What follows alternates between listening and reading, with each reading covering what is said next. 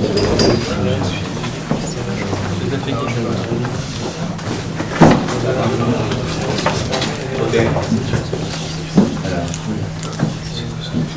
Is it fine if I speak in English? Yes. Yes. That's better. So. Yes. Wow. Je crois que je vais revenir. I hate him.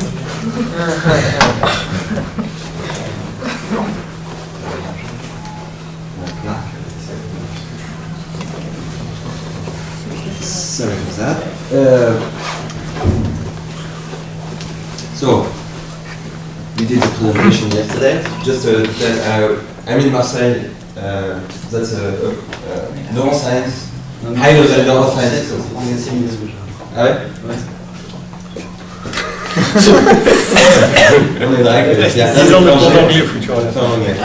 Et français? François Bayrou, il dit qu'il faut que ce soit en français. Oh, François Bayrou, il est... Good try. Et bon, l'unanimité. Oui. C'est nommé. Oh my god. Donc je suis à l'Institut de neurosciences cognitives de Marseille. C'est un labo de neurosciences qui ne va plus exister le mois prochain et qui va être, parce qu'il déménage à la Timone, donc près d'un hôpital. On va être encore plus près des neurosciences et des patients, et qui va devenir donc l'INT, l'Institut des neurosciences de la Timone. Je suis actuellement à Londres, au University College, avec Carl Friston pour faire des modèles bayésiens. Aujourd'hui, je vais vous présenter juste un projet détaillé pour juste vous donner des résultats et montrer comment on peut appliquer des méthodes que vous connaissez, qui sont les sparse coding, à un programme de neurosciences. Et donc, comment ça peut nous aider à la neuroscience. Donc, ça va être un point particulier du programme de recherche qu'on a à l'INT. Donc, ce que je vais vous montrer aujourd'hui, c'est juste rapidement comment on peut utiliser du sparse coding pour extraire des contours dans des images et montrer comment différentes classes d'images vont avoir différentes statistiques et qu'est-ce que ceci peut nous apprendre sur la compréhension des connexions latérales dans l'aire visuelle primaire, qui est un sujet très important pour notre compréhension du fonctionnement du système visuel. C'est un programme que je fais avec James Lennart, qui est un spécialiste de modélisation de réseaux sous forme topographique, ce qu'on croit ce qui se passe dans le cortex, qui est une surface, et avec David Fitzpatrick, qui est un leader, qui est un neurophysiologiste, leader sur cette aire visuelle en particulier, et sur les connexions latérales. C'est d'ailleurs lui qui a fait ces images, donc c'est le travail de Bosking en 1997. Ce que vous voyez là, c'est une petite partie de la figure que vous avez vue hier dans la présentation de Stéphane Mallard, qui est chez le Twishu, je ne connais pas le nom en français, non, c'est un petit, c'est un Newborn Monkey, c'est un petit singe qui est peut-être même un lémurien, du coup par un primate, mais qui a un système visuel qui est bien développé, qui a l'avantage aussi d'avoir d'être assez lisse par rapport au cerveau humain ou de primates assez élevés, qui sont repliés. Donc, ce qui est donc sur à peu près 4 cm, on va représenter l'aire visuelle primaire, et ce qui est important, c'est de voir l'organisation qu'on voit dans cette représentation, qu'on peut imaginer comme une représentation topographique des différentes orientations dans les images. Mais comme le cortex est une surface, c'est un genre de repliement de cet espace sur la surface 2D. C'est ce que vous avez vu si vous étiez là l'an dernier par Jean Petitot, des explications neurogéométriques de cette représentation. Donc on voit principalement deux structures apparaître. Je vais faire ça avant que je vienne là. Qui sont des bandes, ce qu'on voit en zoom ici. Et après, vous avez les structures en pinoïdes où autour d'une genre de singularité, on a une représentation. Donc j'ai oublié de dire que le vue représente sur cette image-là, la teinte dans cette image représente l'orientation qui est préférée par le groupe de neurones qui est vu dans cette image. Et par exemple, cette région préfère les lignes qui sont dans cette orientation. Donc, il y a deux types de patterns. Les pinwheels, qui représentent autour d'une certaine région toutes les orientations. Et après, au bord, on pense que c'est un effet de bord, c'est une représentation plus graduelle. Donc ça, c'est assez classique qu'on observe dans une grande classe d'animaux. Et ce qui est plus surprenant, c'est que quand on met un traceur sur une région de cette carte, donc sur un zoom de cette carte, on observe et qu'on regarde les connectivités latérales, donc comment les neurones ils préfèrent parler entre eux, on observe soit un pattern comme ça, qui est plus, bon ils vont parler autour, hein, c'est de localité, soit un pattern qui est plus patchy, c'est-à-dire sous forme de tâches comme ça, qui va partir par exemple d'une couleur qui correspond à une orientation comme vous voyez en haut, qui est à peu près verticale, et qui va taper dans les mêmes couleurs. Donc ça veut dire que si on le traduit en forme géométrique, et qu'on regarde sur une forme, c'est un contour, un genre de gabord, va préférer se connecter avec des gabords qui sont orientés et collinéaires. Donc il y a un lien direct entre la statistique des images naturelles et quelque chose qu'on peut observer dans l'ère visuelle primaire et qui peut nous apprendre sur les règles qui sont implémentées là et qui vont par exemple résulter dans ce qu'on appelle le gestalt, qui va être une propriété émergente de cette structure. C'est très important pour comprendre le cerveau. Je montre ici des résultats qui montrent qu'on peut expliquer ces patterns en utilisant des images naturelles, en compilant toutes les données qu'on a dans un logiciel qui s'appelle Topographica, qui rassemble un peu toutes les données qu'on a neurophysiologiques et qui est presque un résumé sous forme de script de tout ce qu'on sait sur le cerveau. Donc c'est très important de savoir le lien qu'il y a entre la structure qu'on observe dans le cerveau et la fonction qu'on imagine qui est liée comme ça aux statistiques des images naturelles. Donc ça dépend aussi de notre définition des images naturelles. Donc on peut imaginer que le tree issue il est sur un arbre et il voit ce genre de scène régulièrement, et ça va être les scènes qui vont être importantes au niveau comportemental pour la survie de l'animal, etc.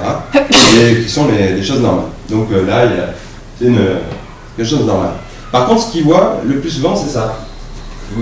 Même si vous avez peut-être même qui voit comme ça de façon un peu blurry, mais là, c'est une image qui a été prise de l'intérieur d'une cage d'un animal. Et donc, ce qu'il voit, au lieu de voir des formes plus rondes, comme on voit ici, c'est des lignes, des bords, des contrastes élevés, etc. C'est un environnement de laboratoire. Les expériences de busking, que je vous ai montrées, sont basées sur des animaux qui ont été élevés dans ces cages. Et donc, la question qu'on se pose, c'est est-ce que les résultats qui ont été découverts à ce moment-là sont biaisés parce que l'animal est dans un environnement biaisé. Donc la première étape qu'on veut faire, c'est de savoir est-ce qu'on peut caractériser les classes de façon quantitative, cette impression qu'on a qui est qualitative de dire c'est différent, mais est-ce qu'il y a un moyen de les différencier. Donc ce qu'on va faire, c'est qu'on va d'abord regarder la bibliographie et juste un papier qui est le state of the art pour cette méthode, qui est la méthode de Geisler en 2001. Et après, montrer les résultats. Donc, je vais montrer la méthode de Geisler, ce qu'on utilise. Vous allez voir, c'est assez classique. Et ma méthode préférée, le matching concept. Donc, les résultats d'abord de Geisler, c'est de montrer qu'en prenant une base d'images naturelles, qu'il a pris sur Internet, il calcule des statistiques premier ordre, c'est les trucs classiques. Et là, ce qui est plus intéressant, c'est le second ordre, c'est ce que je montre ici. Donc à partir d'un edge qui est au centre, qui est le petit truc noir ici, il va regarder pour chaque distance et pour chaque angle la différence d'angle qui est la plus probable. C'est assez dur de représenter les second order statistiques des edge, mais il a trouvé ce moyen de représenter. Donc il montre que pour un edge qui est ici, et après on regarde à toutes les positions autour, d'une façon polaire, il voit que l'angle, la différence d'angle entre les deux edges, la plus probable est de dire que c'est parallèle. Donc il y a dans les images plus de collinéarité, mais aussi plus de textures qui viennent de structures parallèles. Donc il y a plus de richesse dans la probabilité qu'on va calculer, mais c'est une représentation qui nous permet de montrer une facette qui est la collinéarité et le flux parallèle qui existe dans ces images. Une autre façon de représenter, de se dire, pour chaque edge, on va regarder pour chaque distance, donc sur chaque rond, et pour chaque différence d'angle, quel est l'angle, la direction, l'azimut, qui est le plus probable. Et ça va caractériser plutôt les co-circularités. Et c'est ce qui montre ici. Donc les probabilités relatives, après, masquent un peu ce qui est moins probable ici, mais on voit ici de façon quantitative ce que je vous avais montré un peu avant, qui est l'idée d'avoir une collinéarité, quelque chose qui va, un champ associatif qui va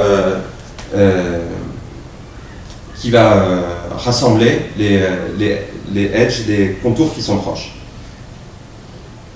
Grâce à juste à ces deux propriétés et à une formulation récursive, il a pu expliquer tout un nombre de résultats comportementaux, et en particulier le fait que si on présente une image comme ça, qui sont des patchs de Gabor orientés de façon aléatoire, sauf sur une ligne et sur d'autres lignes, et qu'on demande à des sujets de tracer ce qu'ils voyaient, des contours les plus probables, son groupement permettait d'avoir une très bonne reconnaissance de ce qui est perçu.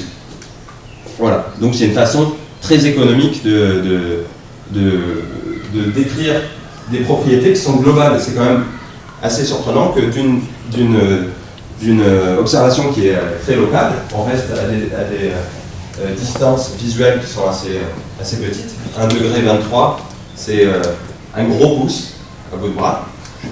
Donc en regardant juste sur une propriété qui est assez petite, on peut avoir l'émergence de propriétés qui sont globales, de gestalt, d'avoir de la bonne continuité des lignes. C'est le principe des pointillés, quoi. C'est-à-dire qu'on a une reconstruction, c'est-à-dire que là, si je suppose que sur ta ligne à gauche, là, si les pointillés étaient suffisamment éloignés, il y aurait plus de localité et on perdrait complètement. Et en plus, c'est un système. Alors là, c'est une règle récurrente. Donc c'est un système dynamique. Il suffit qu'il y en ait un qui foire, et après c'est comme la percolation, on perd la continuité sur toute la ligne. Donc ce cas-là, c'est le cas qui est utilisé en psychophysique parce que au début ils avaient pas de display 16 bits, etc. Donc ils étaient obligés d'utiliser des bouts de traits faits au marqueur, et c'est pour ça qu'on a des displays comme ça. On peut faire des choses un peu plus compliquées et qui montrent exactement ce que tu dis. Voilà. Le problème qu'on a soulevé avec cette méthode, quand on a voulu répliquer, on s'est dit on va pas faire quelque chose de nouveau si ça marche très bien.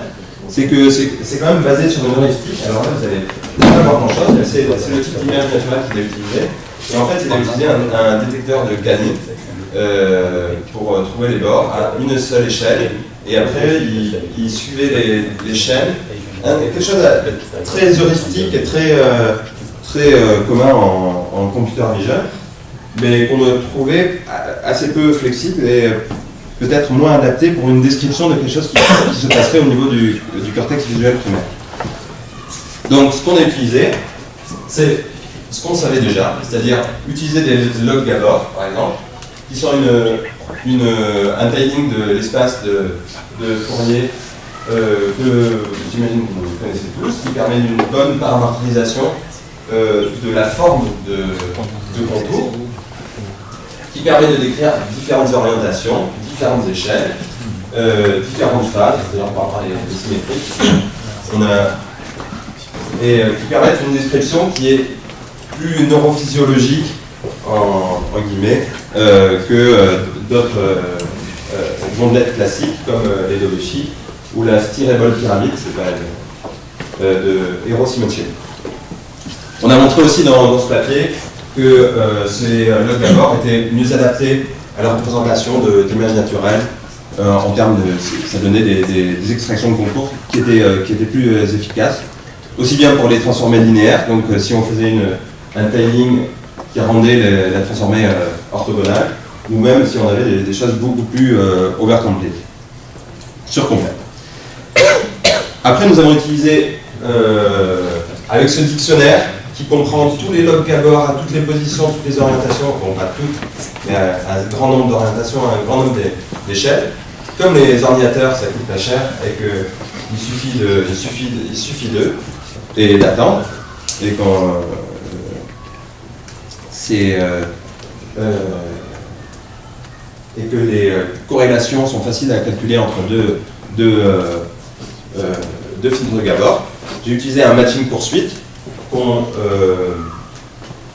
et je vous expliquerai qu'on trouve pratique parce que si on veut un jour l'implémenter, compiler ce genre de programme dans des réseaux neurones, ce qui est un objectif à long terme, on trouve que l'architecture du matching poursuite a des propriétés qui ressemblent étonnamment au fonctionnement des neurones. Donc, si vous voulez plus d'informations, vous pouvez regarder dans ce papier. Mais en principe, c'est un matching poursuite qu'on a utilisé en utilisant ce dictionnaire de log Gabor. Donc les résultats, c'est des résultats assez classiques.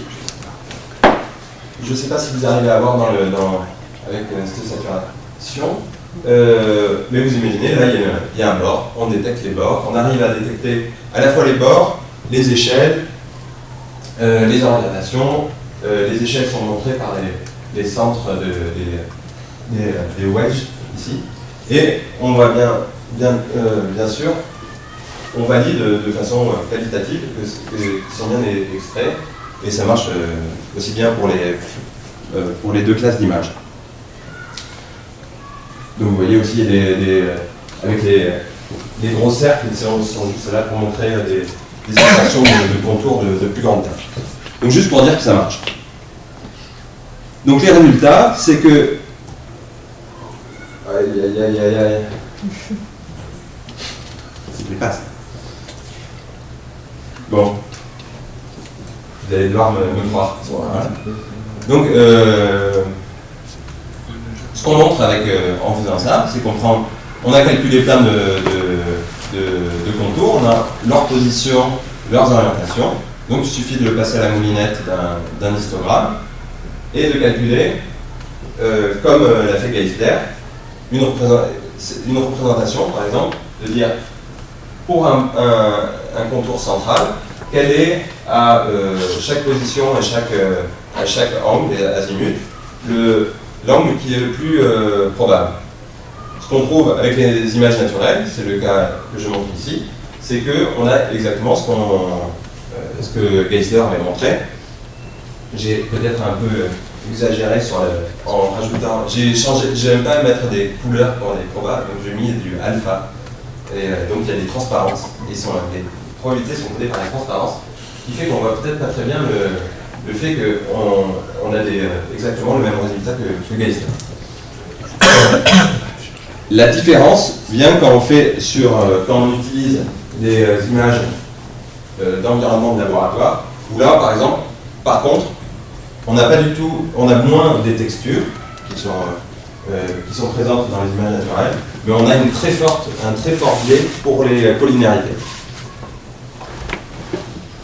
Voilà les résultats. Et donc ce qu'on essaie de faire maintenant, c'est de savoir, on voit à l'œil nu qu'il y a une grande différence, mais comment est-ce qu'on pourrait le quantifier? Donc la première idée que j'ai eue, c'est de faire un classifieur le plus bête possible, c'est-à-dire que le black labeler, et de prendre chaque image dans ma base de données, prendre la distance de Quick Black Labeler entre cette image et les centroïdes des deux classes. Donc les histogrammes des deux classes sont moyennés, et de faire un classifieur linéaire. Et donc on a pour les images naturelles en bleu et les images laboratoires en vert. Ça veut dire que par une propriété locale, en utilisant un classifieur qui est presque aveugle, qui est assez naïf, on peut déjà classifier les deux types d'images. Donc c'est facile de le transformer en la forme plus classique de montrer le type 1, les erreurs de type 1 et 2, et de calculer l'erreur sous la courbe, de la surface sous la courbe, qui donnerait une façon quantitative. Ça, c'est une idée de montrer quantitativement la différence entre ces deux environnements. Voilà, donc pour résumer, on a montré une méthode classique de traitement d'image qu'on a appliquée pour obtenir une connaissance qui va nous servir dans la comparaison de modèles en neurosciences. Et aussi une perspective, c'est que, je vous avais pas montré la partie droite, c'est qu'on avait le matching poursuite, on l'a modifié un petit peu pour rendre la partie matching du matching poursuite, c'est-à-dire la partie où on essaie de choisir quels atomes sont les plus pertinents. On a fait un tuning basé sur la statistique de ces atomes. Et donc, ce qui est arrivé trop souvent, on les freine un petit peu. Et donc, c'est exactement pareil que d'introduire un prior dans la présentation, à la présentation de chaque image par rapport à une base entière. Donc, l'idée, c'est de pouvoir rentrer le prior de second ordre dans ce genre de machine pour savoir si, à la même manière que la règle de groupement de Geisler qui permet d'assembler les différents contours, on va pouvoir faire cette même chose dans un algorithme qui est aussi simple à implémenter que le matching poursuite. Voilà, merci. J'ai dépassé, mais...